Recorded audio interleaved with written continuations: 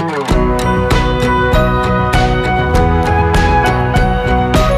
amigos! So I don't know what's wrong with my hair, it doesn't know where to go. If you guys do not know, I'm actually in New Zealand right now. I'm in my aunt's Tita Ging's apartment right now in Auckland, New Zealand. If you guys want to see what I'm doing here in New Zealand, then just head on over to my vlog channel Aryaville, and over in there you can see whatever I'm doing here in Auckland and my adventures. This video is for my fellow dyslexics out there, because if you do not know, I'm actually mild dyslexic. Throughout my life, like I've accumulated tons of tips for myself, you know, what I can do to improve, and yeah, I just want to share those tips with you guys. So I hope you will enjoy today's video and I hope it helps you out. So yeah, let's just get started to number 1.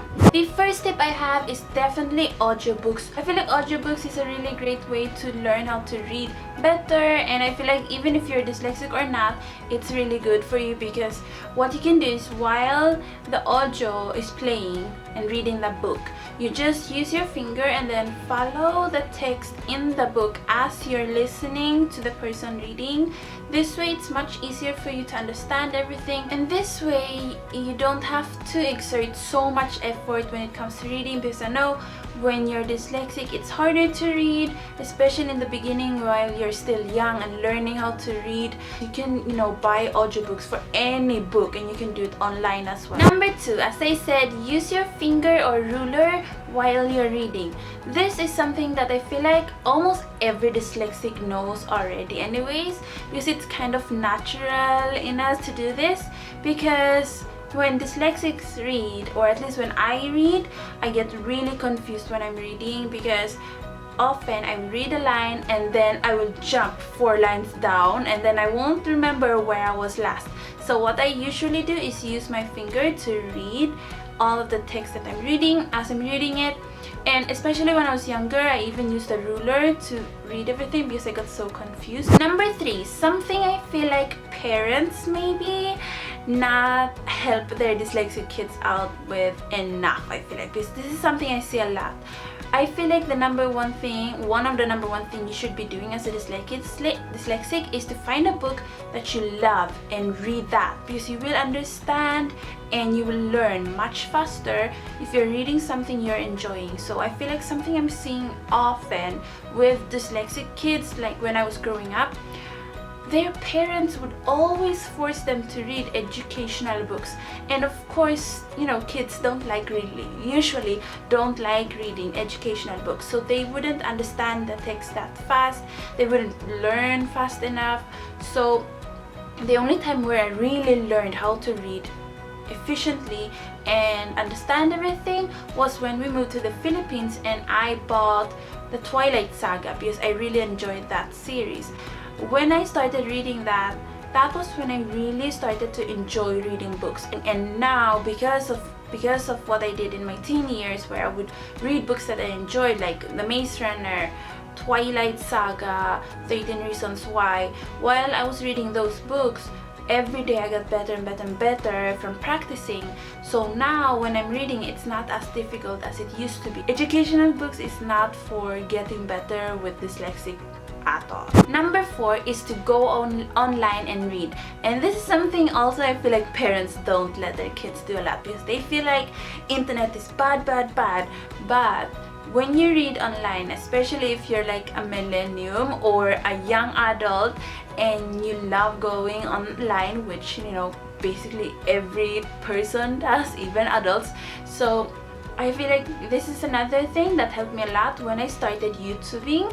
That was when my dyslexia got so much better, and I'm able to handle it way better now, because of reading your guys' comments, because of writing out my comments, writing my titles, checking the spelling and all that, writing online, on Twitter even, like there's usually autocorrect in your computer that you can add in. So reading online news articles or even gossip articles online, reading, you know, on Twitter, that will also help you with your dyslexia. So it doesn't have to come from a book. You can also read online and it will also help you a lot. And another thing is, it has been proven that for a lot of dyslexic kids or adults, it's much easier for them to read from a screen, and I don't know why. Maybe it's because of the light or something, but it's much easier for us to read online, so try doing that, guys. Number 5 is to use a highlighter when you are reading. So especially if you are in school still, something I really enjoyed doing was highlighting my notes with different color highlights, because that would just make everything more fun and colorful, and when things are colorful, for some reason I learned it and memorized it better. Number 6 is something that my mom would always tell me while I was reading my books when I was younger, is to read out loud. So a lot of times dyslexics can read, you know, in their mind way better than they can when they read it out loud, because when you read out loud, usually like you're not able to think about it in your mind, you just have to blurt it out straight away, especially if your teacher asks you, you know, to read in front of the class. It's often harder for dyslexics to do that. So something I would suggest you guys do is to practice at home with no one around, just you and your book in your room, and read, you know, for your stuffed animals or something, and just read out loud. And this way you're going to be able to practice reading out loud more, and also reading, so when your teacher asks you in front of class to read, it's going to be much easier for you. Number 7 is to read magazines. Colorful, shiny gossip magazines might not seem educational, but for dyslexics, this is a great way to learn, because it's fun to read from gossip magazines if you're into that, and you know, it's just more fun, and there's so much colors, so many pictures, and so much text that you won't even notice that you're actually learning so much. It's a good practice still, you know, no matter where you read your text from, it's still a good practice. Number 8 is to find a passion that is without text. So with that I mean sports, arts, music, you know, learning how to play an instrument, or something that you don't have to read.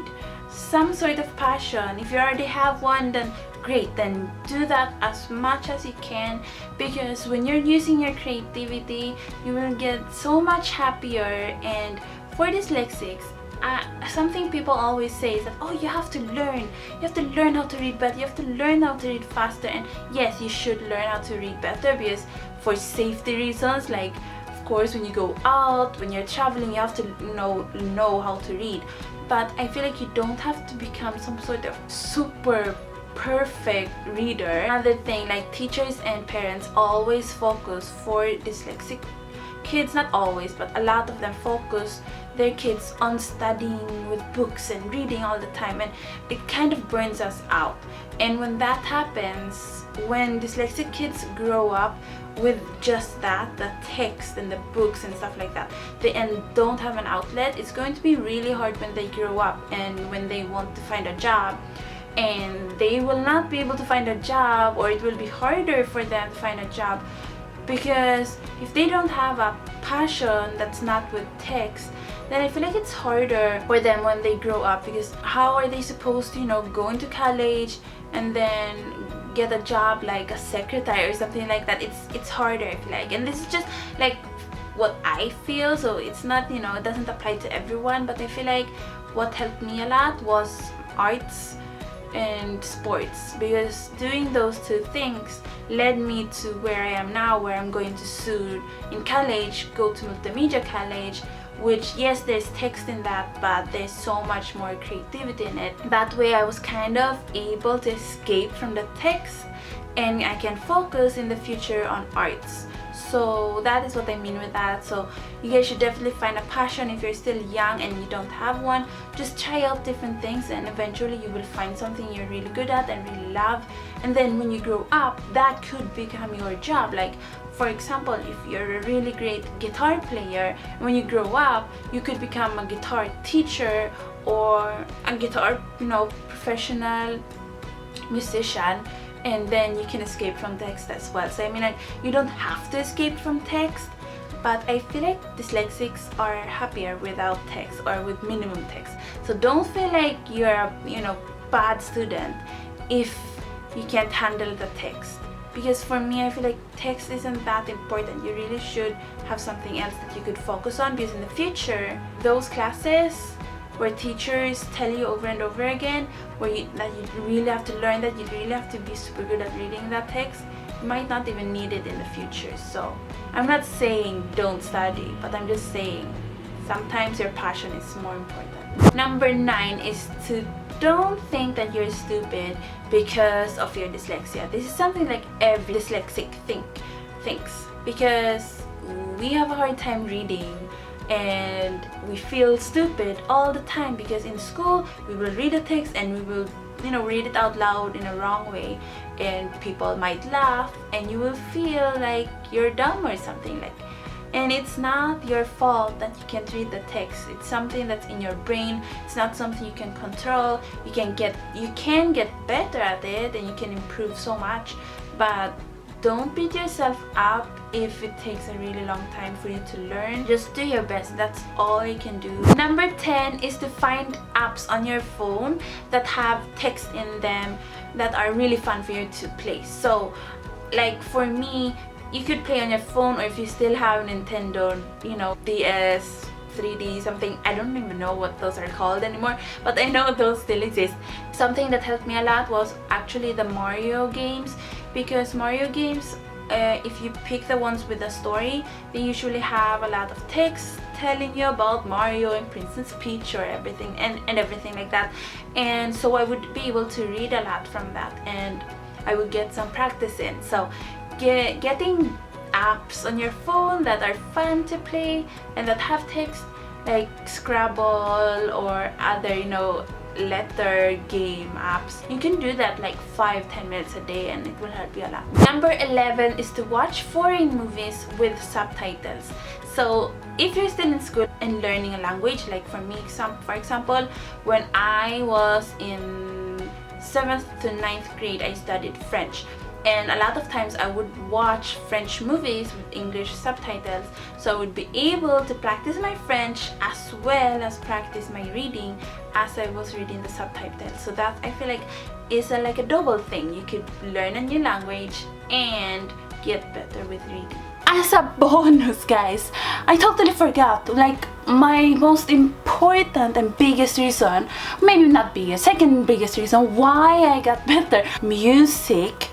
Lyrics of music, of songs. How could I forget? Something I always did when I was bored was get my iPhone. Okay, back then there was no iPhone, so my laptop or computer or whatever, and I took that out, found a video on YouTube when it existed. That was in my teen years, but when I was even younger, I would just write out the text and listen to my CD player. Okay, I was born in the 90s, so I'm pretty old. Anyways, I would listen to music, follow the lines, the lyrics, and I would dance to it, I would sing to it. This is a great way to learn how to read, because when you're using music, if you like music like most people do, like, you will get so much better with reading and you will have so much fun with it. So guys, that is it for my tip video. I really hope you guys enjoyed this life hack for dyslexics, and if you're dyslexic, tell me down below. I want to talk to my fellow dyslexic viewers out there. Please go down below and subscribe to this channel, ArtAndBeautyFreak, and turn on the post notifications so you know when I upload a new video. Thanks guys, and also go to my mom's 3 channels, Scorpion YT and Scorpion ASMR. So, thanks guys for watching, gracias por ver, and I will see you next week. Adios amigos!